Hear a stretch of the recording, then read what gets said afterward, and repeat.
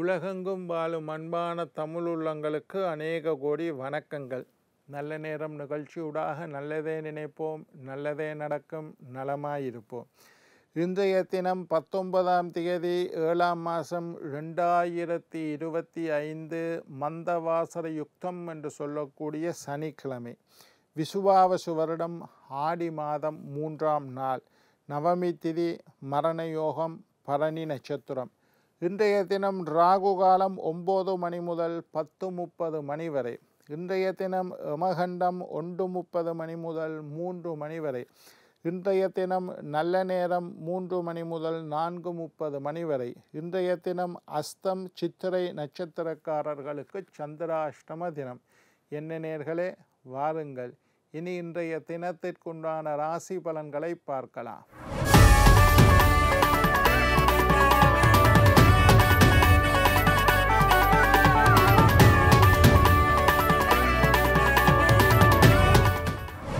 மேஷம் ஆர்வம், ரிஷபம் தோல்வி, மிதுனம் பயம், கடகம் பெருமை, சிம்மம் அச்சம், கன்னி உதவி, துலாம் சினம், விருச்சிகம் யோகம், தனுசு சோதனை, மகரம் ஆக்கம், கும்பம் பரிசு, மீனம் நன்மை.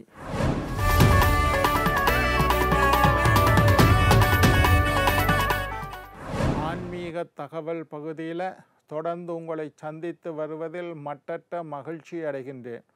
ஒவ்வொரு நாளும் ஒவ்வொரு புதிய அற்புதமான ஆன்மீக தகவல்களை உங்களோட பகிர்ந்து கொண்டு இருக்கிறேன். அந்த வகையில் இன்றைய தினமும் சில நல்ல விஷயங்களை உங்களோட பகிர்ந்து கொள்ளலாம் என்று காத்திருக்கிறேன். இன்றைக்கு என்னத்தை பற்றி பார்க்க போகிறோம்னா பித்ரு தோஷம். பித்ரு தோஷத்தை பற்றி பார்க்க போகிறோம்.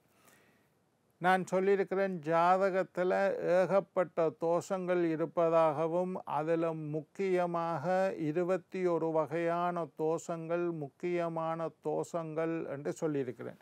சில பேருடைய ஜாதகத்தில் நாகதோஷம் இருக்கும். சில பேருடைய ஜாதகத்தில் நாகதோஷமே காலசர்ப்ப தோஷமாக மாறி இருக்கும். சில பேருடைய ஜாதகத்தில் களத்திர தோஷம் இருக்கும். சில பேருக்கு பிரம்மகத்தி தோஷம் இருக்கும். சில பேருக்கு ஆயுள் தோஷம் இருக்கும். சில பேருக்கு செவ்வாய் தோஷம் இருக்கும். சில பேருக்கு மாங்கல்ய தோஷம். இந்த மாதிரி முக்கியமான தோஷங்கள் பித்ரு தோஷம். அதில் 21 வகையான தோஷங்கள் உண்டு எனவும் அதற்கு மேற்பட்ட பல வகையான தோஷங்கள் ஜாதகத்தில் இருக்கும். அந்த முக்கியமான 21 வகையான தோஷத்தில் ஒன்று தான் பித்ரு தோஷம் என்று சொல்லக்கூடிய தோஷம். சரி, முதல்ல என்ன செய்யலாம்? இந்த பித்ரு தோஷம் இருந்தால் என்ன செய்யும் என்றதை பற்றி பார்ப்போம். இந்த ஜாதக ரீதியாக கண்டுபிடிக்கலாம் பித்ரு தோஷம் இருக்காண்டு, சோழி போட்டு கண்டுபிடிக்கலாம் பித்ரு தோஷம் இருக்காண்டு, தாம்பூல பிரசன்னத்தில் கண்டுபிடிக்கலாம் பித்ரு தோஷம் இருக்காண்டு, சாமி பார்க்குற முறையில் கண்டுபிடிக்கலாம் பித்ரு தோஷம் இருக்காண்டு. ஜாதகத்தில் ஸ்ட்ராங்காக தெரியும் பித்ரு தோஷம். அதை நான் இன்னொரு முறை சொல்லித்தரேன், எந்த கிரகங்கள் எங்கே இருந்தால் பித்ரு தோஷம் என்பதை. இன்றைக்கு பித்ரு தோஷத்தை பற்றி பார்ப்போம். பித்ரு தோஷத்தை கண்டுபிடித்து விட்டார்கள். ஐயா பித்ரு தோஷம் இருக்குன்னு சொல்லிட்டோம். இந்த பித்ரு தோஷம் இருந்தால் என்ன செய்யும் என்பதை பற்றி பார்க்கலாம். வாழ்க்கையில் எப்போதும் தரித்திரமாகவே இருக்கும். நான் என்னமோ எல்லாம் செய்கிறேன் ஐயா, என்ன செய்தாலும் எனக்கு சரி வரவில்லை, எங்கு சென்றாலும் வேலை சரியாக அமையவில்லை, எங்கு சென்றாலும் அதில் அறகுறையாக நடக்குதே தவிர முழுமையாக எதுவும் நடக்குதில்லை, எல்லாம் சரிவர மாதிரி இருக்குது, கடைசி நேரத்தில் குழம்பி போகின்றது, என்னுடைய வாழ்க்கை பூராக தரித்திரமாக இருக்குது, நான் எத்தனையோ கணபதி யோமம் செஞ்சிட்டேன், லட்சுமி யோமம் செஞ்சிட்டேன், சுதர்சன ஹோமம் ஐயா மேல்கிட்ட போகிறேன், என்னென்ன சொல்லிக்கணுமோ அதெல்லாம் செஞ்சிட்டேன், பிரதோஷ விரதம் இருக்கிறேன், இறைவனுக்கு வழிபாடு செய்கிறேன், பால் அபிஷேகம் செய்ய சொல்லிச்சினம், எங்கேயோ புண்ணிய நதிகளில் போய் தீர்த்தமாட சொல்லிச்சினம், கோயில் அடிப்பிரதட்சணம் செய்ய சொல்லிச்சினம், காவடி எடுத்து தூக்கு காவடி முதல் கொண்டு நான் செஞ்சிட்டேன் ஐயா, என்னை விட்டு தரித்திரம் நீங்கியதாக இல்லை. இதுக்கு காரணம் பித்ரு தோஷம். மற்ற தோஷங்களை போலையில் பித்ரு தோஷம் மோசமான தோஷம்.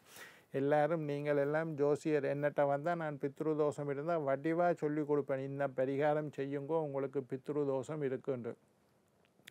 பித்ருதோஷம் இருக்கின்றதா என்பதை பார்த்து கொள்ளுங்கள். பித்ருதோஷம் இருந்தால் என்ன பரிகாரம் செய்தாலும் அது சரிவராது, வாழ்க்கை பூராக தரித்திரமாக இருக்கும்.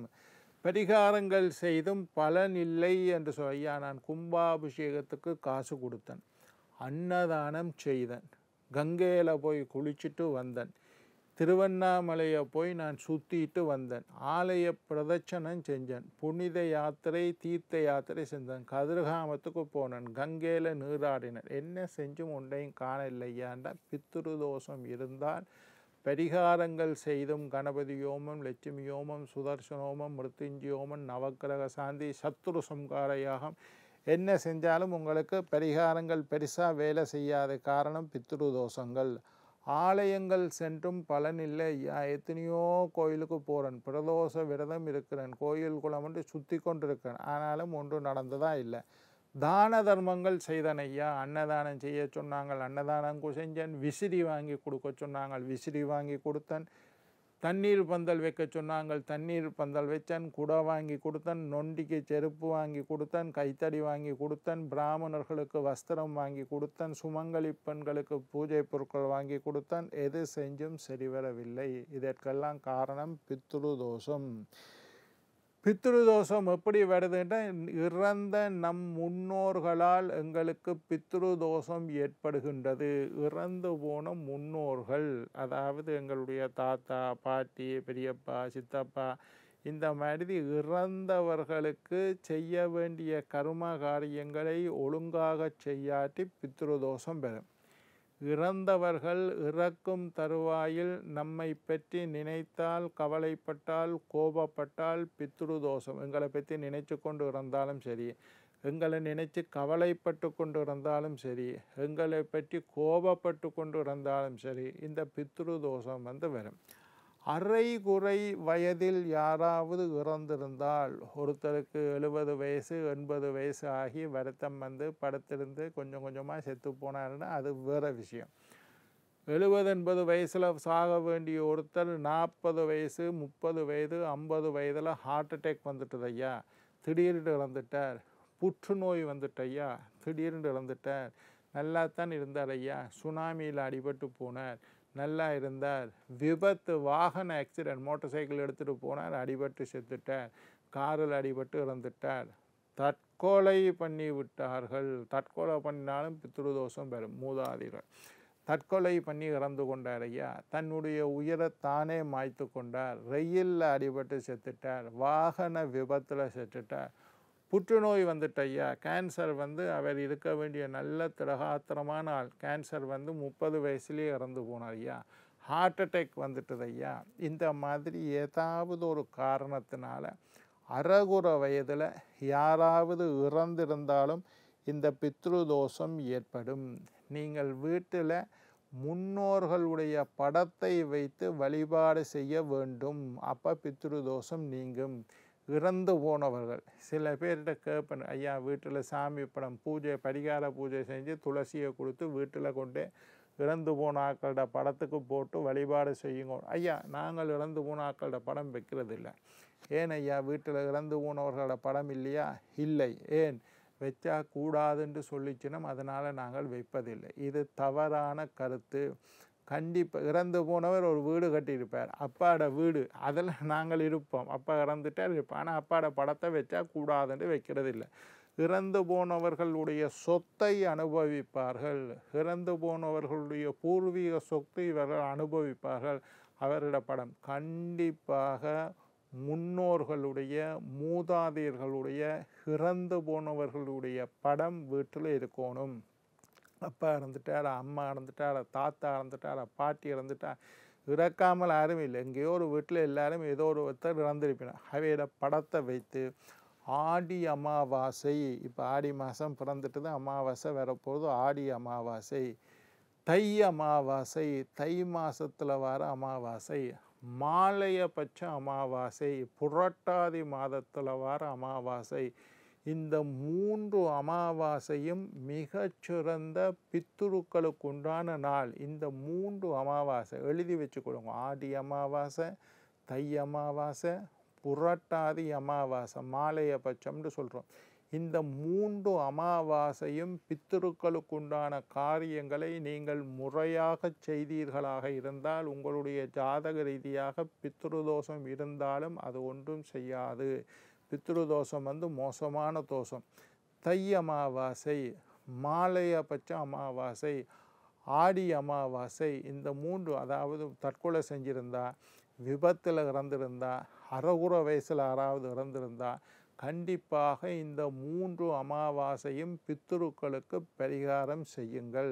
அது இல்லாமல் அவையில் இறந்த டேட்டை கொண்டு போய் எங்களை மாதிரி ஜோசியர்கிட்ட கொண்டே கொடுத்தா அவர் என்ன திதியில் இறந்தார், என்ன மாதம், வளர்பிறையா தேய்பிறையா, என்ன புரட்டாதி மாதம் தேய்பிறை சதுர்த்தியில் இறந்திருக்கிறார், இந்த மாதிரி என்ன திதியில் இறந்தார் என்று இப்போ சொல்லுவினோம். அந்த திதியில் அந்த திதி என்ன திகதியில் வருவதோ அன்றைய தினம் இறந்தவர்களுக்கு உண்டான பித்ரு பூஜையை செய்யுங்கள். வீட்டில் தர்ப்பணம் பண்ணலாம், புண்டம் வைக்கலாம். வீட்டில் செய்ய வசதி இல்லையா, கோயிலில் போய் தர்ப்பணம் பண்ணி புண்டம் வைக்கலாம். அந்த அளவுக்கு வசதி இல்லையா, ஐயாவுக்கு ஒரு அரிசி மரக்கறியை வாங்கி கொடுக்கலாம். ஏழைகளுக்கு சாப்பாடை சமைஞ்சு ஒரு 4 பார்சல் பண்ணி ஏழைகளுக்கு கொடுக்கலாம். அன்னதானம் செய்யலாம். அவற்றை திதியை முன்னிட்டு அன்னதானத்துக்கு காசை கட்டலாம். ஒன்றுக்குமே வசதி இல்லையா, மோட்ச அர்ச்சனை, சிவபெருமானை நினைத்து அவர்களுடைய பெயர் நட்சத்திரம் சொல்லி மோட்ச அர்ச்சனை செய்யலாம். இதெல்லாம் செஞ்சு வந்தீங்களா இருந்தால் பித்ரு தோஷம் நீங்கும். இன்னும் ஒரு எபிசோடில் அதை பற்றி நிறைய பார்ப்போம். நாளை மற்றொரு நிகழ்ச்சியில் உங்களை சந்திக்கும் வரை உங்களிடம் விடைபெறுவது உங்கள் ஜோதிட சித்தர் டாக்டர் ராஜராஜ குருக்கள்.